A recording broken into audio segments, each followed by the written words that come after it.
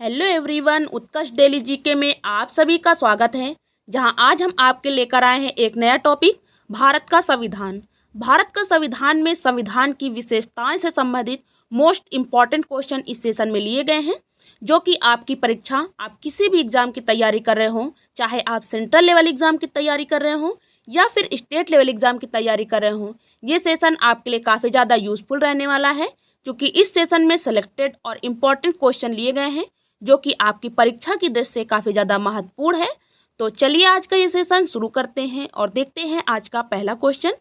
आज का पहला क्वेश्चन है, विश्व का सबसे बड़ा एवं लिखित संविधान किस देश का है? तो विश्व का सबसे बड़ा एवं लिखित संविधान किस देश का है?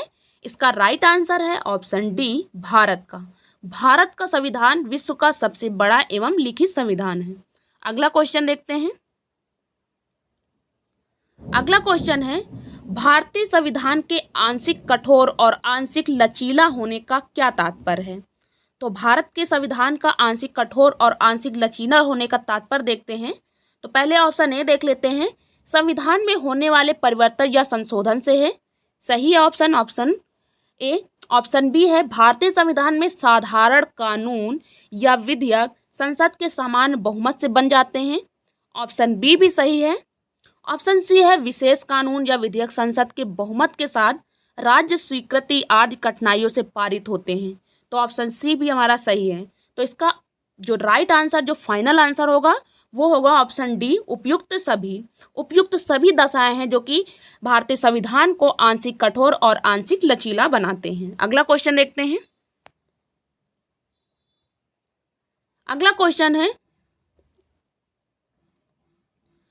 क्वेश्चन है, भारत के संपूर्ण प्रभुत्व संपन्न राज्य होने से क्या तात्पर्य है?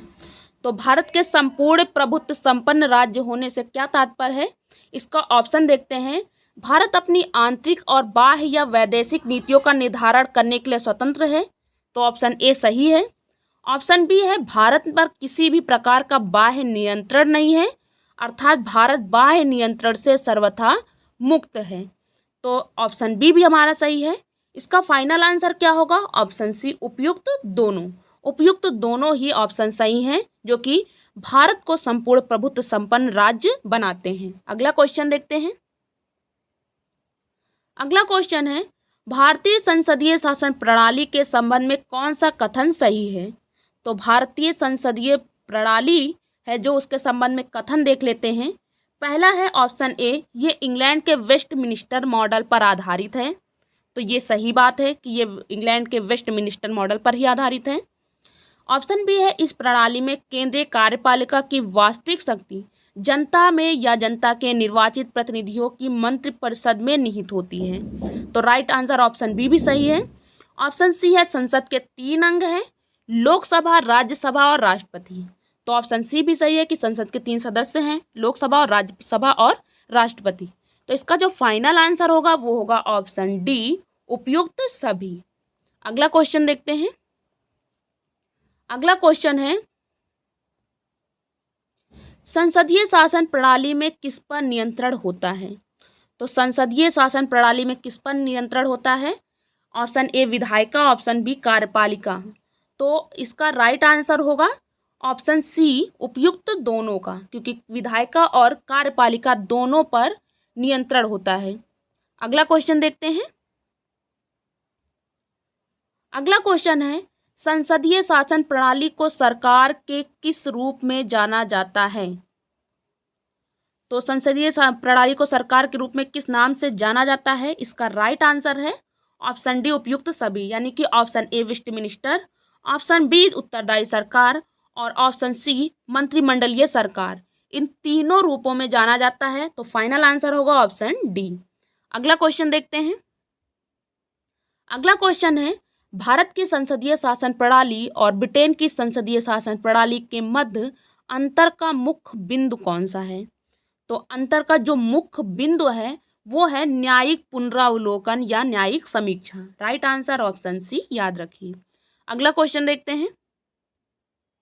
अगला क्वेश्चन है, भारत में समस्त कार्यपालिका की शक्ति किसमें निहित होती है? तो भारत में समस्त कार्यपालिका की जो शक्ति है वो निहित होती है राष्ट्रपति में। राइट आंसर ऑप्शन सी, याद रखिए। अगला क्वेश्चन देखते हैं।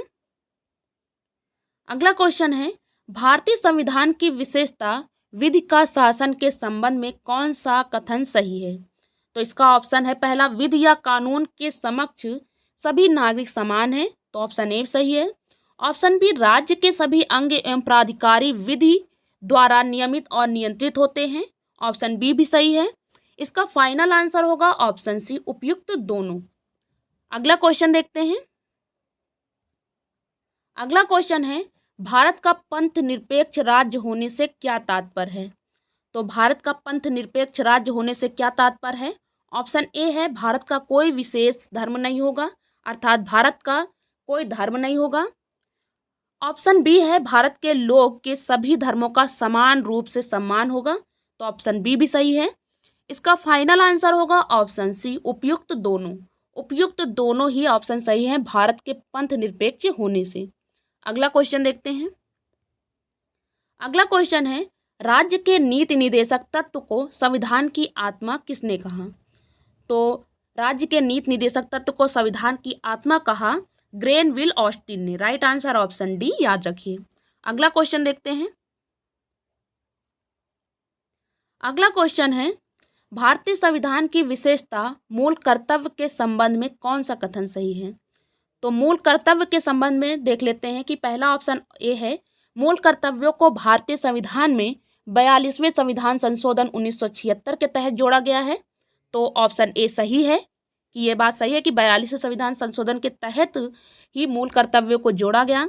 ऑप्शन बी है, ये भारतीय संविधान के भाग 4 का अनुच्छेद 51 का में रखे गए हैं, तो ऑप्शन बी भी सही है। ऑप्शन सी है, ये रूस के संविधान से लिए गए हैं, ऑप्शन सी भी सही है। इसका फाइनल आंसर होगा उपयुक्त सभी। जो मौलिक कर्तव्य या फिर मूल कर्तव्य के संबंध में जो कथन है ये तीनों ही सही है, तो इसका फाइनल आंसर होगा उपयुक्त सभी। अगला क्वेश्चन देखते हैं। अगला क्वेश्चन है, भारतीय संविधान की विशेषता सार्वभौमिक वयस्क मताधिकार के संबंध में कौन सा कथन सही है? तो इसके ऑप्शन देख लेते हैं। प्रत्येक वयस्क नागरिक को मत देने का अधिकार है, सही है। दूसरा है, 61वें संविधान संशोधन 1989 के तहत वयस्क नागरिक की उम्र 21 वर्ष से 18 वर्ष कर दी गई है, तो ऑप्शन बी भी सही है। इसका फाइनल आंसर होगा ऑप्शन सी, उपयुक्त सभी। उपयुक्त सभी यानी दोनों ही आंसर सार्वभौमिक वयस्क मताधिकार के संबंध में सही है। अगला क्वेश्चन देखते हैं। अगला क्वेश्चन है, त्रिस्तरीय सरकार भारतीय संविधान की विशेषता में से एक है के संबंध में कौन सा कथन सही है? तो इसका ऑप्शन ए है, भारत में 3 स्तर पर सरकार बनती है, सही। दूसरा है, केंद्र सरकार, राज्य सरकार और स्थानीय सरकार, तो 3 स्तर यही है कि केंद्र सरकार, राज्य सरकार और स्थानीय सरकार, यानी कि ऑप्शन 2 ये भी सही है। इसका फाइनल आंसर होगा ऑप्शन सी, उपयुक्त दोनों। उपयुक्त दोनों ही कथन त्रिस्तरीय संविधान और त्रिस्तरीय सरकार के संबंध में सही है। अगला क्वेश्चन देखते हैं। अगला क्वेश्चन है, भारतीय संविधान में हमारे राष्ट्र का उल्लेख किस नाम से किया गया है? तो भारतीय संविधान में जो हमारे राष्ट्र का उल्लेख वो किस नाम से किया गया है? इसका राइट आंसर है option C, India, that is Bharat, यानी इंडिया अर्थात भारत के नाम से किया गया है। अगला क्वेश्चन देखते हैं। अगला क्वेश्चन है, भारतीय संविधान एक परिसंघीय संविधान है, यह किससे निर्धारित होता है? तो यह किससे निर्धारित होता है? इसका राइट आंसर है ऑप्शन सी, केंद्र और राज्यों के मध्य शक्तियों के वितरण से। केंद्र और राज्यों के मध्य शक्तियों के वितरण से भारतीय संविधान एक परिसंघीय संविधान है, यह निर्धारित होता है। अगला क्वेश्चन देखते हैं। अगला क्वेश्चन है, भारतीय सर्वोच्च न्यायालय ने किस वाद या केस में भारतीय संविधान को परिसंघीय बताया है?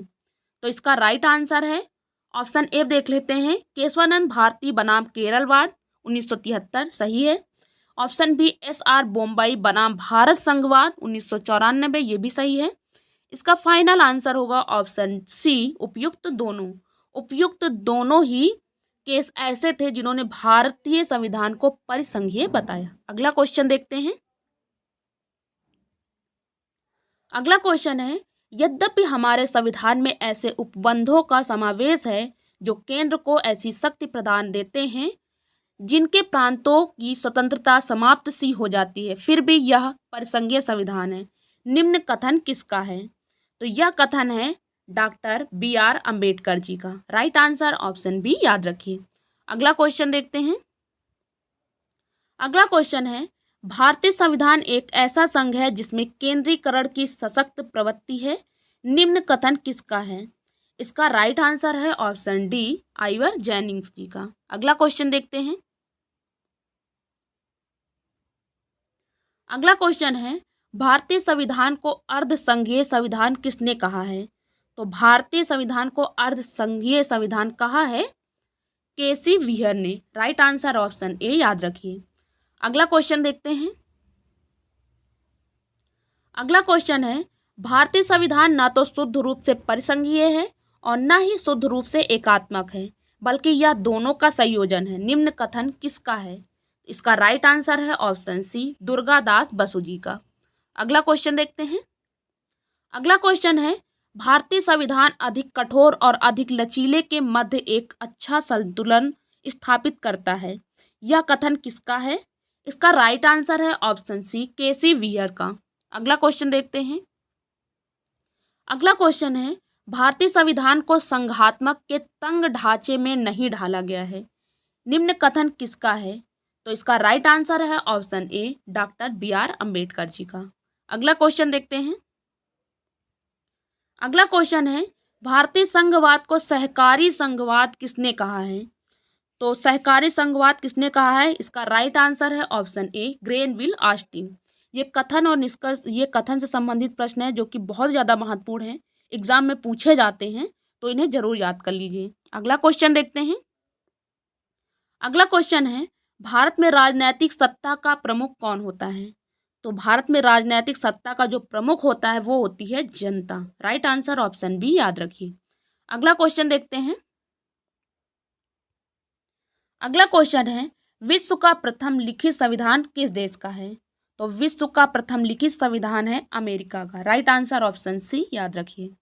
अगला क्वेश्चन देखते हैं। अगला क्वेश्चन है, अमेरिकी संविधान की विशेषताओं के संबंध में कौन सा कथन सही है? तो यह विश्व का प्रथम लिखित संविधान है, सही। ये विश्व का सबसे कठोर संविधान है क्योंकि इसमें परिवर्तन या संशोधन बहुत कठिनाइयों से होते हैं, तो ऑप्शन बी भी सही है। अभी तक केवल इसमें 27 संशोधन हुए हैं, ऑप्शन सी भी हमारा सही है।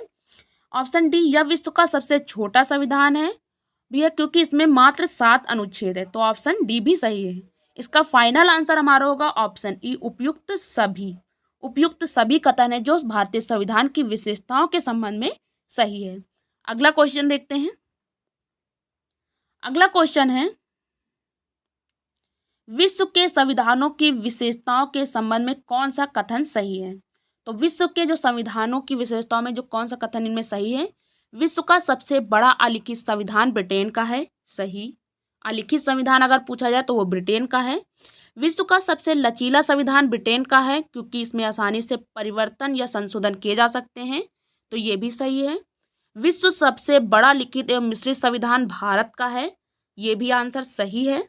विश्व का सबसे पहला, सबसे छोटा और सबसे कठोर और लिखित संविधान अमेरिका का है, तो ये ऑप्शन डी भी सही है। तो इसका फाइनल आंसर हो जाएगा ऑप्शन ई उपरोक्त सभी।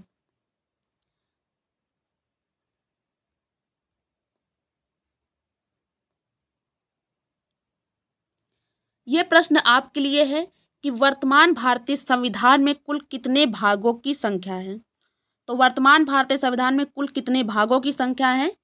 Option A 25, option B 23, option C 28 या ऑप्शन डी 30। इसका राइट आंसर आप कमेंट बॉक्स में जरूर दीजिएगा। और आज का ये सेशन जो कि भारतीय संविधान में संविधान की विशेषताओं से संबंधित था, जिसमें सेलेक्टेड और इम्पॉर्टेंट क्वेश्चन लिए गए हैं, तो आज का ये सेशन आपको कैसा लगा कमेंट बॉक्स में जरूर बताइएगा। और वीडियो अच्छा लगा हो तो वीडियो को लाइक कीजिए, शेयर कीजिए और चैनल को सब्सक्राइब कर लीजिए। बेल आइकन पर प्रेस करना बिल्कुल मत भूलिएगा क्योंकि आने वाली अगली वीडियो की नोटिफिकेशन आपको जल्द से जल्द प्राप्त हो। तब तक के लिए धन्यवाद।